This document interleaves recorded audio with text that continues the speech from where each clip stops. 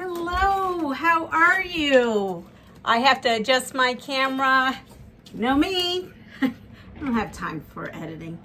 So we are going to work on some quilts in the Panel Perfect book. In this book, I happen to have done Providence and Bombay, but today we're going to make Venice. Venice looks like this one here. And instead of using a panel, I am using some gifted fabric, little chicken fabric. So there's like one and another. And this, you will find this on page 18 if you want to go along with me. So Venice is on page 18. I can't give you the measurements. It's not my pattern. I will say I have altered this because I had some leftover. Yes, leftovers. We love to use leftovers. Bonus HSTs. We had bonus HSTs. And I loved the idea of this, so I used bonus HSTs. These were from another autumn, excuse me, another autumn quilt I made. And they're just bonus HSTs. We all have a pile of those. If we don't, and we need to make HSTs, on page 18, step 1, it tells you very clearly how to make HSTs. Basically, what you would do is you would cut your fabric to size, put right sides together, draw a line, and then sew on both sides. Cut down the middle line. You would open it up. Of course, this is not, the fabric I'm using. And then you would square it to the size that's in the pattern. I've done that multiple times. But today we're going to use a big bag of bonus HSTs and this fabric. So I have cut this fabric. This is fabric 1 and I have cut it. So I have that. Then I have all my bonus HSTs. So on page 18, HST assembly, done. Now I go to the next part, which is block B assembly. Block B assembly is just the fact of taking 2 of these bonus HSTs. I'll take that one. And using a 1/4 inch, just go ahead and sew. Once you have sewn, you now have what looks like a flying geese. And here's your flying geese. You're going to press it. I pressed mine open. What I also did is I press my bonus HST happened to all be pressed towards the light. It's up to you what you do and how to press, but this is how I did it. My bonus HSTs were all pressed to the light for whatever reason, and I left them that way. But I did press this part open. So now you're going to have lots of units of this. The number is in the book. So we have block A, block B, and block C is just a square. Hold on, I didn't cut it, but a square. And it tells you what size to cut that down to. So you have a square. So these are the 3 components needed to make this quilt. This, and this. Then what we do is we follow on page 19, it'll tell you how to put together our rows. I'm gonna show you that. And then it tells you how to actually put the rows together to form the quilt. So we're gonna go to our design wall and I'm gonna give you some tips and tricks, some little changes I've made. But again, I used my bonus HSTs and this wonderful fabric. So here we go. Again, you can follow just this, which is using 3 1-yard cuts, but I'm using one 1-yard cut, which gave me these. And then this background was probably around about 1 yard, I would say. Maybe a little more, I'm not quite sure.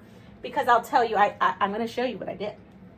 So the first row is this row. So we're going to put a block A and a block B, A, B, A, B, A, okay? This is what the regular quilt is, just this part here, okay?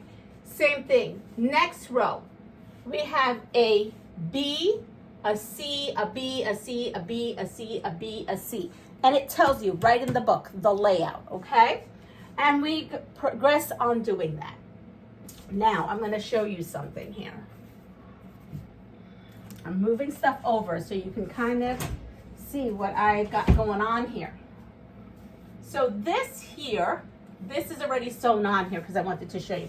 This here is how the actual quilt is. It looks like this. It doesn't have this.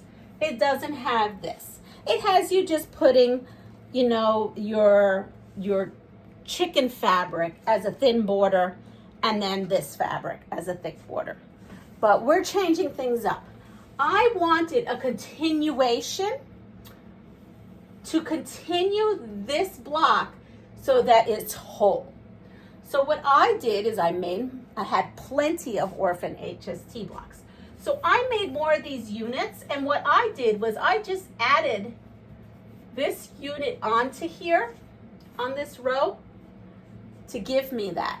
And what I did is I took this by rows. So I sewed this row, I added an additional B block here, and an additional B block there, and an additional B block there. And I'm gonna put this up more.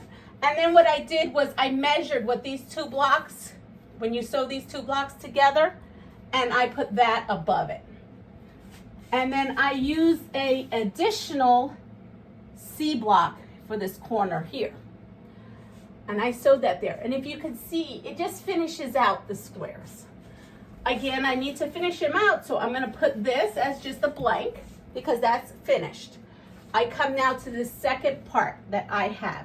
You can see I kind of did one of these rows, so this row and this row together. I sewed these three rows together in a chunk. We're chunking this quilt. I, again, wanted to make a smooth transition for this to be whole. I added a B block and two C blocks to add to here. And then I went ahead and took the measurement of this row and I added just a single piece right there. Are you following me? I hope you're following me. If you have any questions, please comment below. I did, again, another set of three, you know, a row. I put three of the rows together, put that in. I came in and put another additional one of these blocks. I measured what this is, added that on, and I added that there. And then here, as you can see, I added this here. You don't have to do this. I just prefer it to be this way. Again, I've done that. Now I have my next three blocks. So I have 1, 2, 3. I took this and put that single there because that completes that block there. I come over here with my piece, which is a B block and two C blocks, and that finishes that off there. For me, this is what I wanted to do. So in the book, you're gonna see it cut off. But if you wanted just to do a little extra, make it bigger, whatever is the thing, I'm making this really scrappy, I went ahead and figured out how to do that all the way around. Then I went and I took what I had left of my background, and this I'm just going to add now. I'm not to here because I want this quilt to have a feeling of it floating, meaning that it's not harsh, it's right there. And then I had scrappy. So these were cut-offs of a autumn quilt, maybe 2 or 3 years ago. And I ended up cutting these. They were, you know, from the long arm. And I cut them. And this is just going to have a scrappy border. Again, this is all stuff that I had in my stash as leftovers from another quilt. So I'm gonna just go ahead and put these in as my border and finish up the whole quilt. So when you purchase a book like this, you could make it absolutely look like this, or you can change it up a little and make it look like this.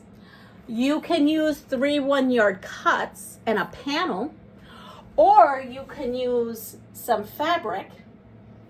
Maybe you have some fabric squares cut. These could all be scrappy too, right? They don't have to be old chickens, but I like the chicken fabric. You can scrap this up. Just have your scraps there. And if you happen to have bonus HSTs this size, well, even better. You don't now have to make them because you have them in a pile. And here you go.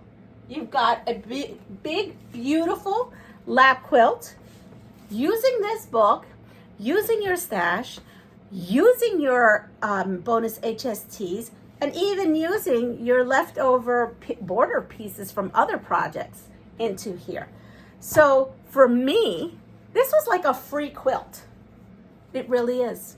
So everyone, have a wonderful day. I hope this inspires you to look at these books a little different. Rummage through your quilting room or your sewing room, whatever you call it, and be a little different. Everyone have a lovely day. Take care of yourself, pass it forward. And if you like what you see, please like, subscribe, and share my channel. It's so important to share my channel. I need to get my algorithm up. Also, if you have that hype button, hyping that my video up helps me get my video out more. And I appreciate all of you. Take care and have a lovely day. Bye-bye.